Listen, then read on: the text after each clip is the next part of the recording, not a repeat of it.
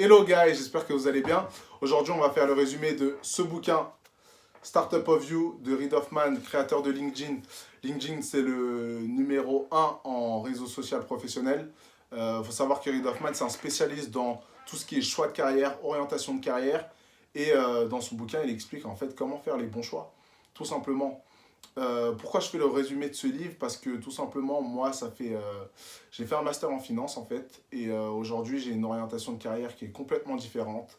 Et je pense qu'avant de faire un choix d'études ou de carrière, il faut vraiment se poser les bonnes questions. Et ce livre-là, il vous sert à ça en fait. Vous posez les bonnes questions pour faire les bons choix.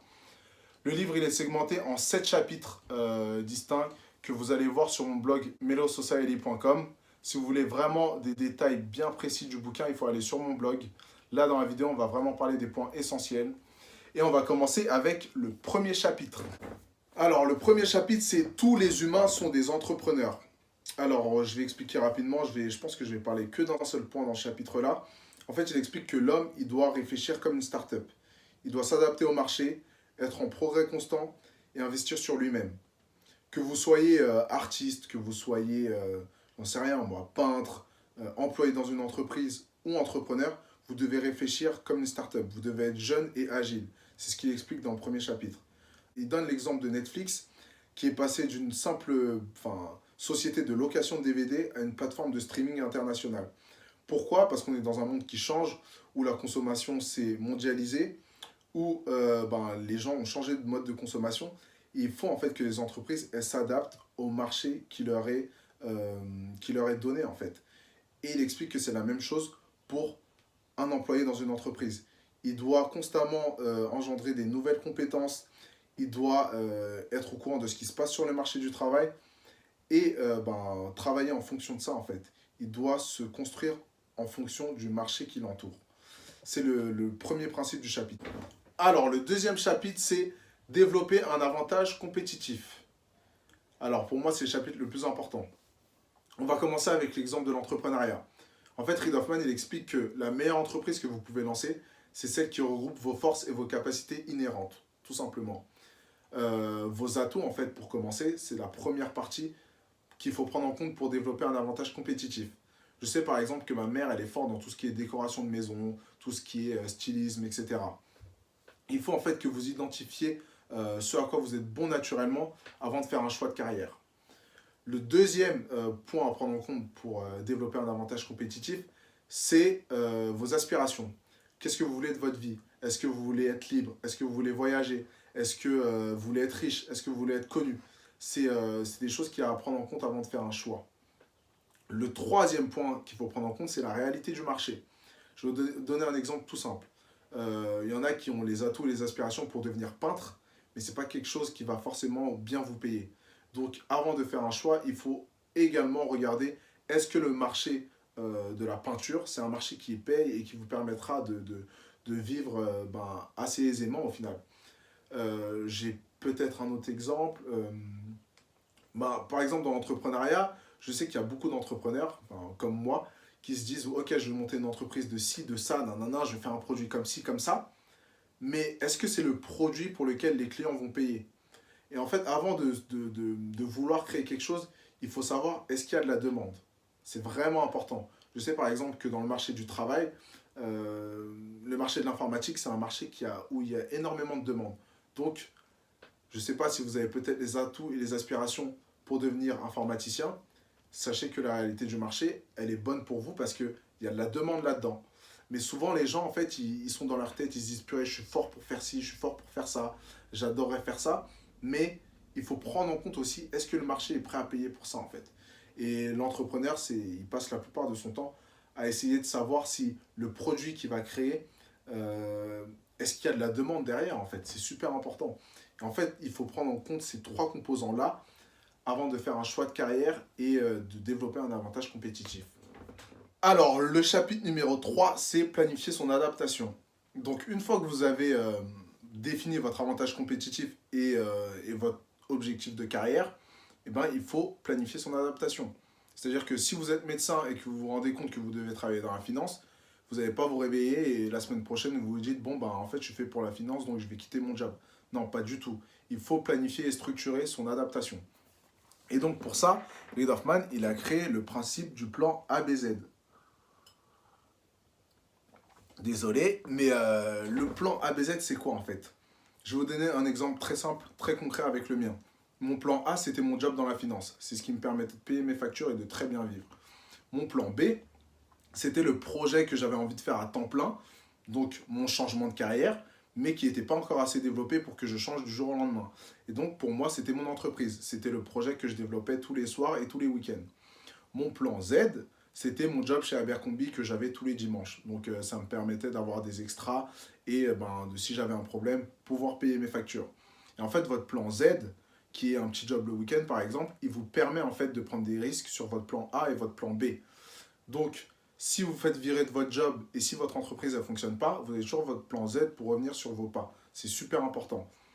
Et votre plan A, du coup, que vous avez envie de changer, c'est-à-dire que c'est un job qui ne vous plaît pas ou qui n'est pas fait pour vous, et ben pour pivoter de votre plan A à votre plan B, le projet que vous avez envie de faire à temps plein, et ben il faut que vous développiez votre plan B tous les soirs et les week-ends. Donc il faut que, je ne sais pas moi, si vous voulez si vous voulez travailler dans la finance, il faut que tous les week-ends vous rencontriez des personnes qui travaillent dans ce domaine-là.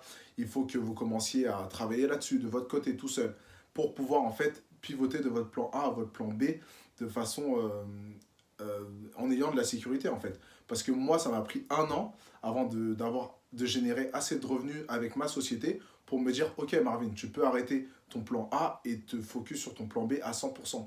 Mais il faut du temps et il faut le développer sur le côté. C'est pour ça qu'il a développé qu'il a créé ce principe de plan A, B, Z, les amis. C'est le plus important dans ce bouquin-là, c'est vraiment trouver pourquoi vous êtes fait et pivoter de votre plan A à votre plan B, pardon.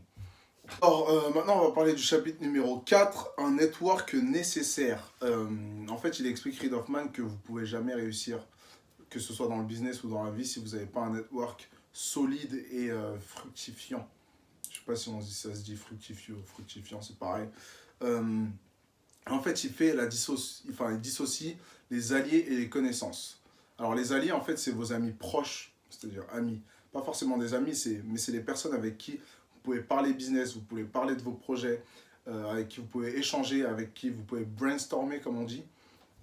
Et les connaissances, c'est les personnes que vous connaissez et qui peuvent vous apporter des opportunités.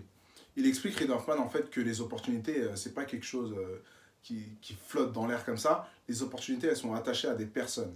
C'est pour ça que les gens autour de vous sont super importants.